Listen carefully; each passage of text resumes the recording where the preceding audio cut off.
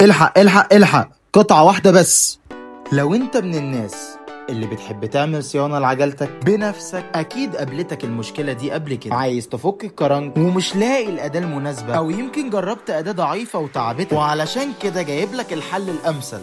توبيك يونيفرسال كرانك بولر TBS SP 19. الأداة دي مش أداة عادية، دي قطعة أساسية هتحتاجها في أي صيانة. ليه؟ لأنها ببساطة بتفك لك كل الكرنكات مهما كان نوع قلبها، سواء كانت سكوير تيبل أي قلب مربع، أو أوكتالينك أي قلب نجمة، أو زي ما بيسموه قلب مشرشر. يعني أي كرنكو قدامك هيتفك في ثواني ومن غير أي مجهود. الزرجينة مصنوعة من ستيل قوي ومعالج ضد الصدى، وده يضمن إنها تعيش معاك مهما كان شغلك تقيل. غير كده حجمها صغير وخفيفة، تقدر تحطها في شنطتك وتاخدها معاك في أي مكان. وطبعا اسم توبيك كفاية، براند عالمي، يعني جودة وأداء مضمون. يعني باختصار الأداة دي هتوفر لك وقت، هتحافظ لك على مجهودك، وهتخلي صيانة عجلة أسهل من أي وقت فات. وزي ما وعدناكم، دراجة تعني الأحدث والأجود. تليفون